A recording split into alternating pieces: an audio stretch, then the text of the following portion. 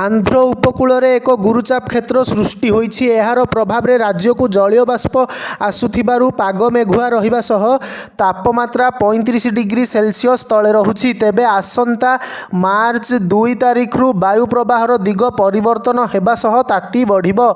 दिनर सर्वोच्च तापमात्रा 35 degree Celsius ऊपर को उठिजिबो। तेबे रात्रि आरामदायक रहिबो। मात्र मार्च 7 तारिख रु पारद आहुरी ऊपर मुहां हेबो। सर्वोच्च तापमात्रा 38 डिग्री को छुईब। आंचलिक पाणीपाग कार्यालय सूत्रु मिलिथिबा सूचना अनुसार आसंता 3 रु 4 दिन पर्यंत पागरे कौनसी परिवर्तन हेबो नाही। बुधवार राज्यर मालकानगिरी ठारे सर्वोच्च तापमात्रा 36.6 डिग्री सेल्सियस रहिथिबा बेले भुवनेश्वर रे 35.6 डिग्री रहिछि। तेबे रात्रिर सर्वनिम्न तापमात्रा 21 डिग्री सेल्सियस तले रहुछि।